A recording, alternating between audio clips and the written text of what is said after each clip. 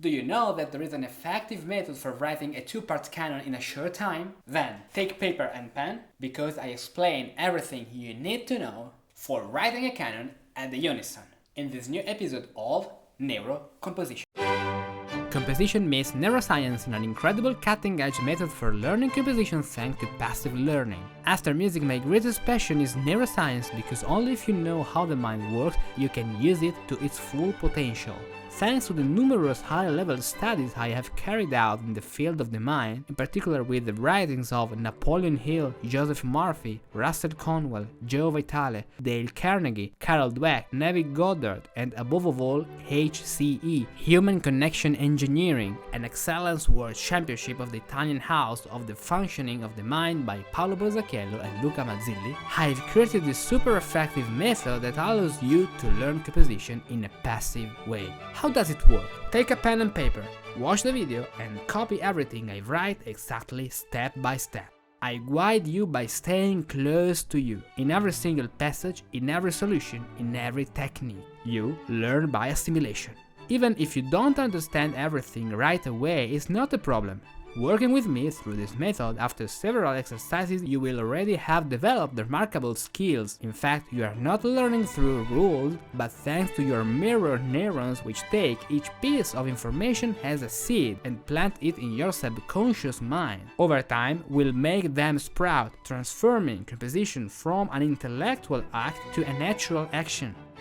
Enjoy this experience at the highest level. Download the PDF I created for you directly from my Patreon page. Thanks to this PDF, you practice on the same terrain that I work on with you in this video, because this will allow you to lay a solid foundation in counterpoint and composition.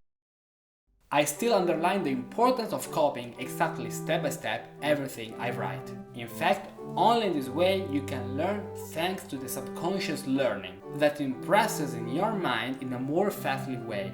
If you receive the same stimulus at the same times from all your senses, view, watching this video and writing, hearing, listening to the result of what we wrote, touch, writing yourself on the paper, and also smell and taste if, after you wrote a canon, you want to snort or eat the sheet. I remind you to join my Patreon, where you can find the PDF that I write here now with you, and many new, amazing and stratospheric videos of improvisation elements every week. Well, now that you have paper and pen, let's take our fantastic tabula compositoria and let's start with the video. This is the part 2 of the video about the canon at the UNISON. In this video, now we have to see, we have to talk about a topic, very important topic, that is how can I conclude a canon, okay, at the UNISON, but also this is valid for all the other intervals. How can I conclude a canon in different ways? This is important because what we see now, what I explain you now, what you are going to write with me on the paper. Remember to write exactly what I write, because this is important for you. Then you can download also from a pattern a PDF that is what I write now, more written better, because I rewrite after this video better now. This way you have a great PDF with all the instructions written clearly, with all the elements, with all colors of this beautiful tabula compositoria. But the most important thing is that all these elements are valid for our future canon, for example at the upper fourth or at the lower fifth, to all the intervals. So pay attention, because in this video we're gonna see all the possible conclusions we can have in a canon, and also how we can conclude the previous canon of the previous video, the canon at the UNISON we wrote in the previous video. So now let's start with the conclusion of the canon. So how we can conclude the canon? We have two possibilities. The first possibility we call A is that the two voices play a common consonant, so only a consonant, a perfect consonant, because according to the Renaissance tradition, Renaissance style, we have to finish a bicinium, a two-voice melody, only with the perfect consonants. In this way, for example, a fifth or an octave. So first of all, we have the two voices, okay, play or sing a perfect consonance in this way. The second possibility is that the two voices make a cadence. Make a cadence. So let's start now with letter A, where when the two voices play a perfect consonance. What does it mean? Let's write here this stuff. So grand staff, violin and violin. We have here the dux and here the comes. Oh, okay. So let's write a melody that can work as a canonic imitation of the unison in this case. Okay, and now let's write the comes of the unison in this beautiful way. So D and D, perfect. Excellent. Now we have a rest. What we can see here? We can see that the canonic imitation finishes to this point, okay? The last note remains. Then the comes finishes on the same note because it is a canon at the unison, and the canon finishes in this way. It's really simple. One voice is finishing and it stops here, and the other voice finishes at the same point. Let's listen to it. Now I sing the dux. La, sol, fa, mi, re. This is our first possibility of the point A, so the perfect consonance. That is, the dux stops on the last note. And then let's see the second case of this of the possibility of the A possibility. So when the two voices play a perfect consonant, that is when the second note, okay, the comes in this case. So the dux stops on the same. No, be careful. I am making a little confusion. The comes finishes its melody. The dux leaps to another consonant, so it doesn't stay here on the same note. Let's see a practical example here in this way. So we have the melody of our dux, so la, the same, sol, fa, mi, re, D and C. Now the comes, yeah, but maybe with the right clef. So la, sol, then fa, mi in this way, right. And now, as I said, we don't have this note, the same note, but at the place of the unison, a fifth, we have this leap. So it can happen that the dux jumps to another consonant, in this case a fifth. Let's listen to this point, to this solution.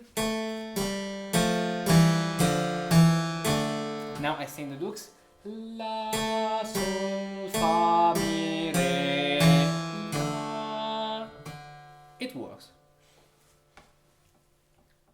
Okay, and another variant of this point, so when the dux continue playing another note, playing a melody, is when the comes stops with a long fermata here, and the dux continue only using consonances. Let's write an example.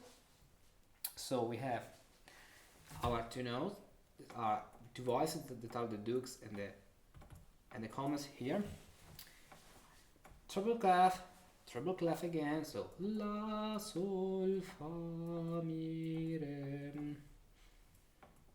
Okay, then re, mi. So let's write before the commas la, sol, fa, mi, and now along re or D. Now the different point is here. So we have the melody re, mi, fa, re, mi, fa, re. For example, this 3, 1, then fa, fa, because we did flat, fa, la, la. And as you can see, we have this melody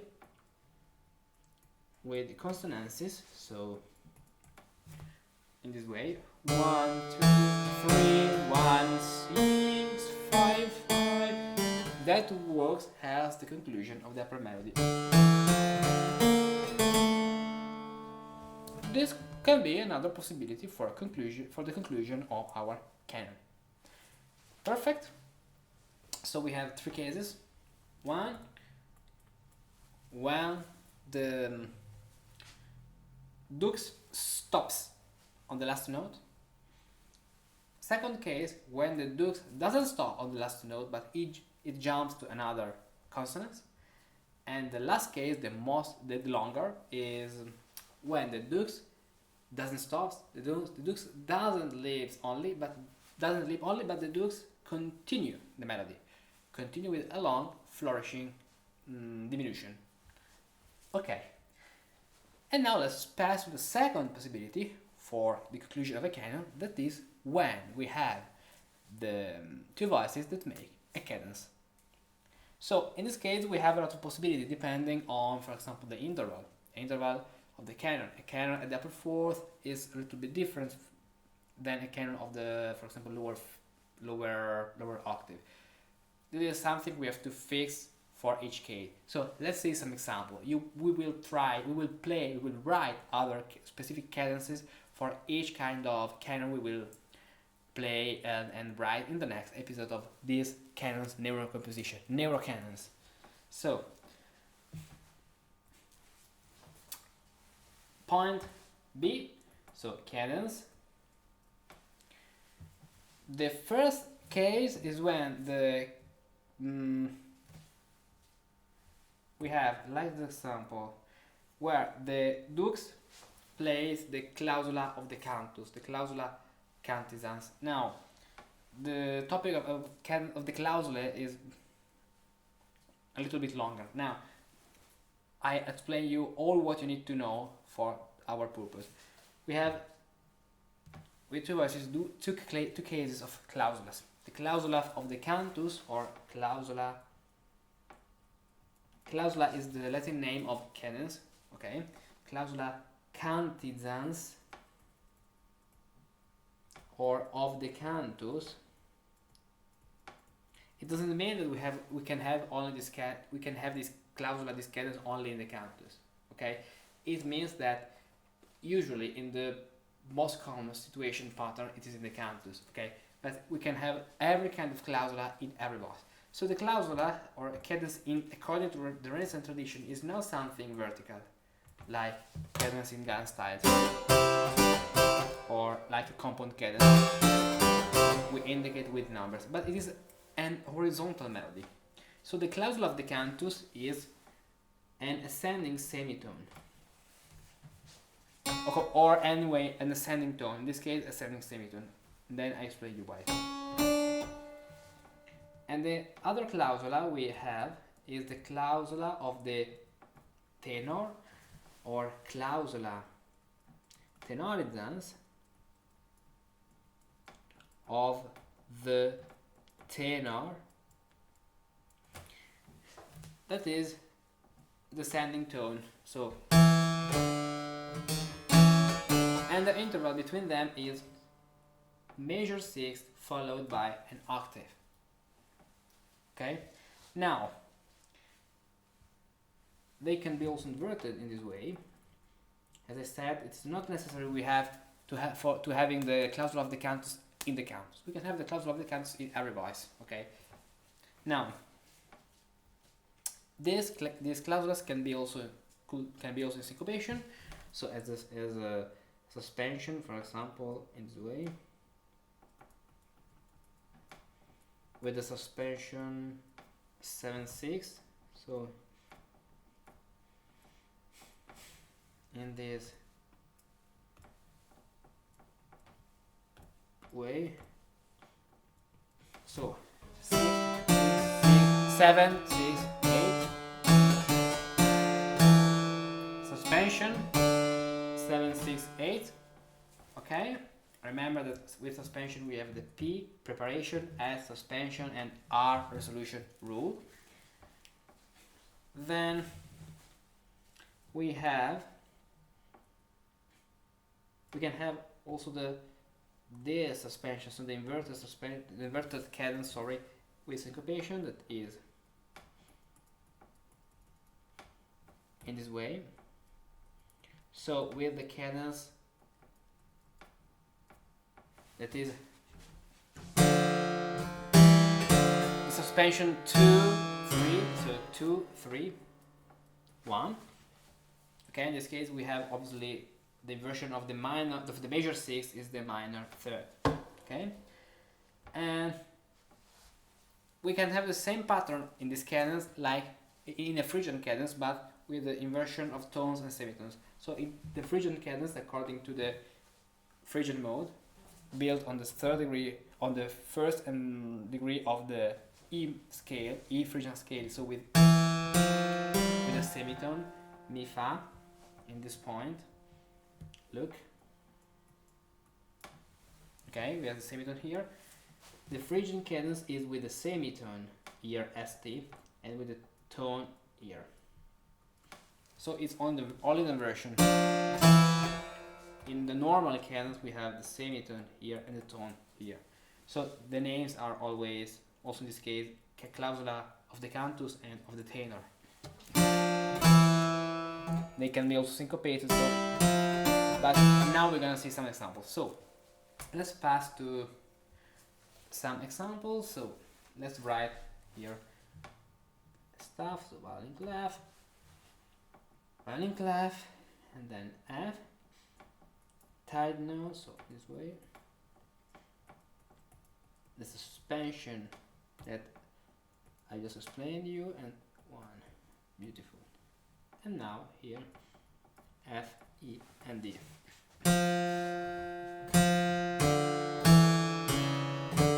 So what's happening here? The canon is finishing its melody here, the dux, the commas finishes its melody here, and now we have a cadence. We have to add a cadence, and the canonic imitation breaks down, so we don't have anymore here the canonic imitation. Okay, we don't have the canon, no canon in this point. So let's see another example. Let's write the numbers only for more clarity. So 2, 3, and 1. Okay. Now we can have the inverted version, the inverted pattern with E, then type E, so C, sorry, type C, and then for example, okay, we have another note, so E. Okay, in this case we have 7, 6, 8. So we have our imitation, this 6, 7, 6, 8. The melody of the canons finishes here, and the melody of the dux finishes here, and the melody of the commas finishes here on the E. Then we don't have here we don't have the canonic imitation anymore, but we have 7, 6, 8. Good and simple. Perfect. Now let's see another example. So as you can see now, let's see before important aspect. We have this F and this F unison. So this is an example of a clausula of a cadence when we have a canon at the unison. So at the unison.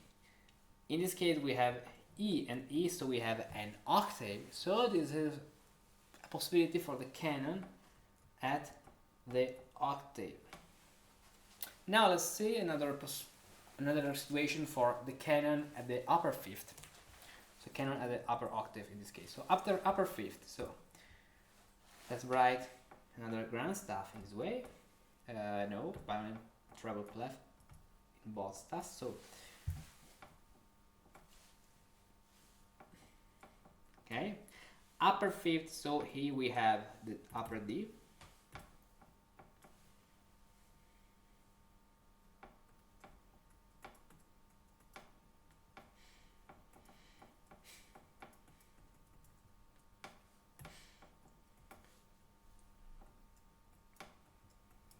Okay.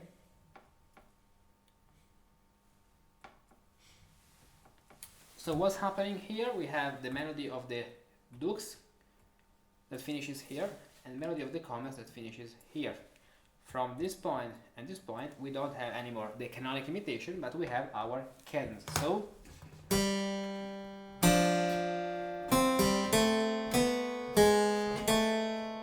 okay.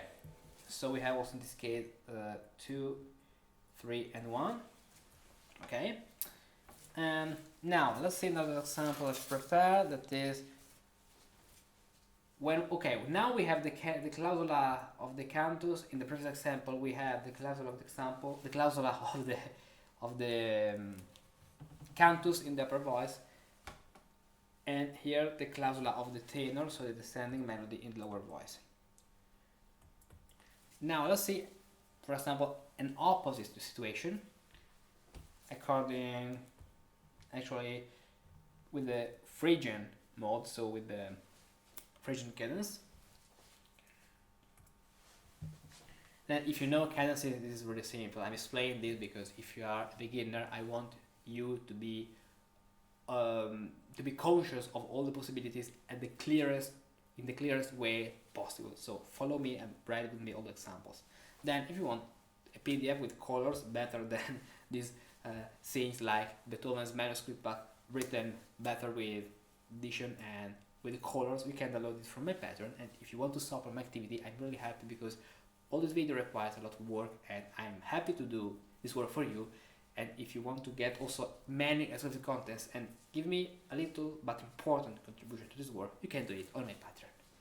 So let's continue now with another example. So we have this note, G, so treble clef and treble clef, A, D, then tied note, D, C, then B flat, and then A in this way. So okay. Now this way.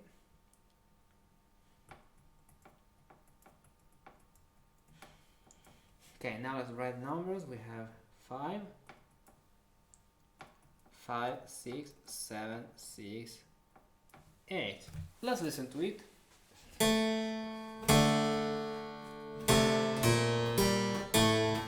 Good. So we have the canon that finishes here, dux and the commas.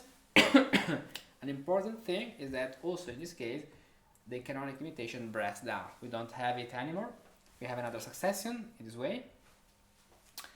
We have here the descending line, so the clausula of the tenor, and here the syncopation, so the clausula of the cantus. Now let's see another example with the dux and the commas. So violin clef, again violin clef or treble clef, A, F, B flat, B flat, and A in this way. So also the lower voice, A, here A, G, and A. So 2, 2, 3, and 1. So sorry.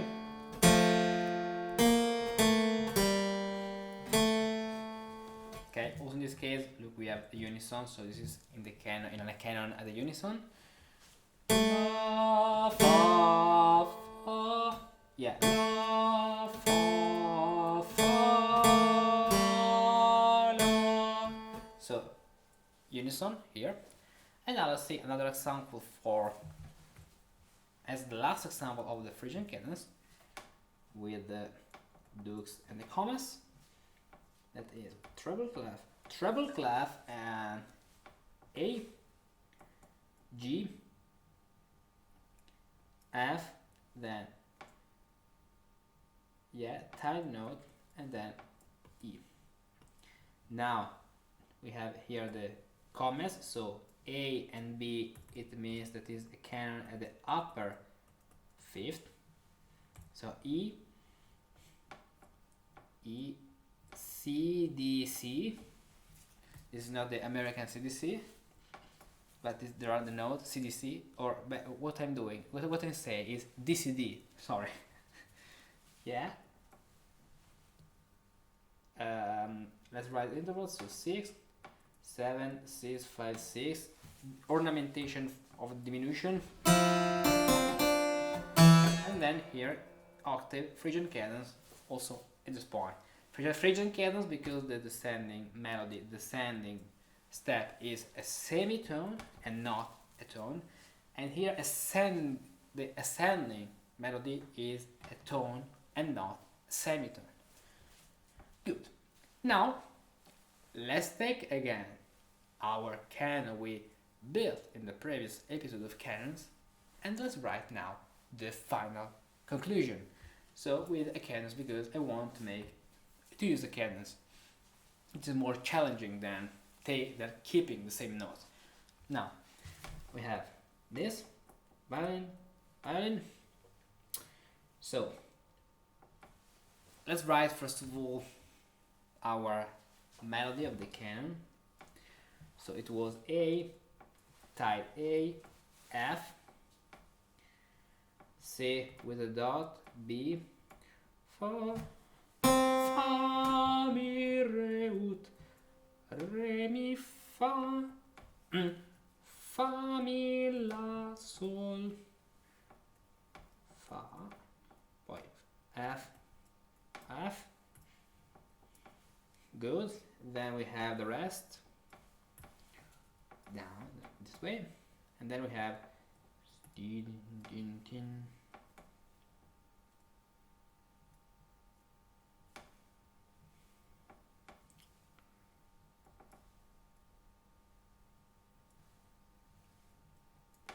and here we add the canon. So first of all, let's copy this melody from the dukes to the commas. So rest, now dukes,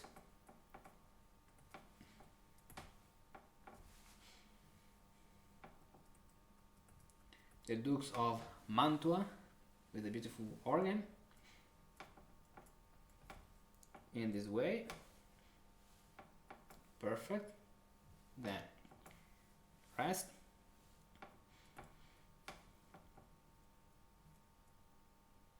okay. Now let's play first of all from the beginning to this point.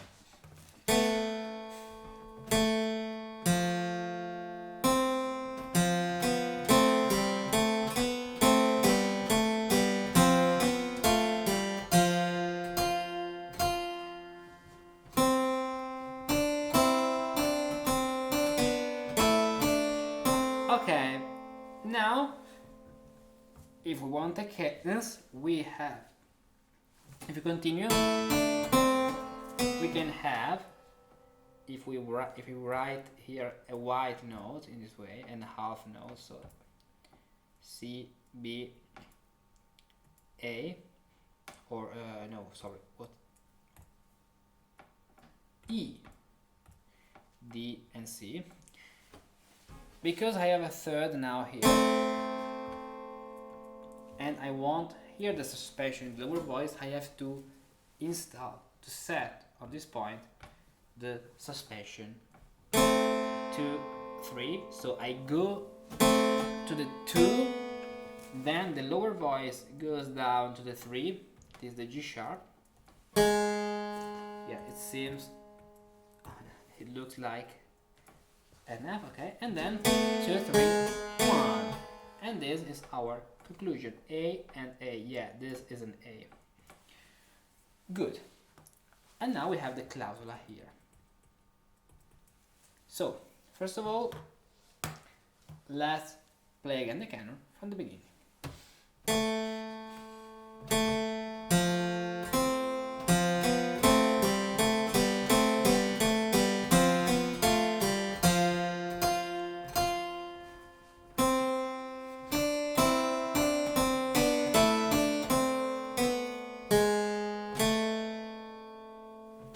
Beautiful.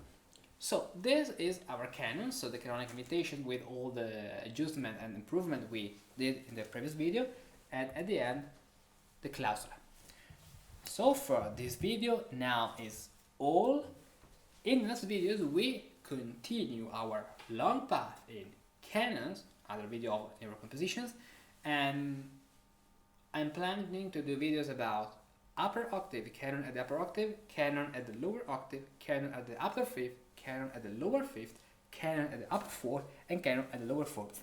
So remember and study and play the keyboard and keep on the paper all these examples of the conclusion, all the previous examples. Remember in the previous video about canons when I showed you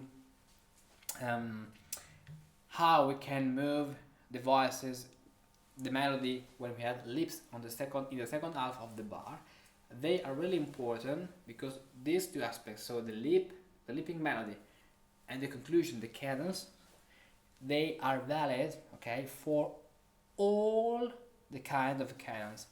We only have to make adjustments about the intervals of the canon because the canon at the upper fourth is different, that works different than the canon at the lower octave. But the main meaning, the basic knowledge of these two kinds of rules, movement, work in all the canons.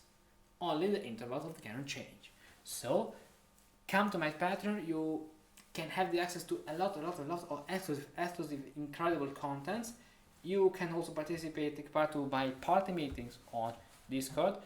At the moment, 2 times per month. So we usually do party meetings on Sunday at 6 p.m. GMT +1. But we can, when we will be more on Patreon, we can plan other party meetings for make all of you take part, because when in Italy is 6 p.m. in Australia is night. So 6 p.m. is a good time for who lives in the United States or in America, but not who lives in Japan or in Australia. So we can plan more party meetings according to the number of you, because most of you are from United States. It's okay for me make party meetings at 6 p.m. on Sunday. So see you in the next video about I don't know what, but keep updated on my channel about videos of neural composition and all. See you. If you have been watching this video up to the end, I bet you too are fascinated by the world of partimenti, improvisation and historical composition. For us musicians of the 21st century, it's important and fundamental to know these techniques and the way in which the great masters of the past used them artfully to compose the extraordinary music we play today. If you master these patterns, you can better understand and interpret what you play. You can compose new music based on these patterns, and you can improvise new music from scratch because you know the grammar of this musical language. For that, I created Improvisation Elements, a set of several improvisation exercise videos, for each of which you can download a PDF to practice whenever you want.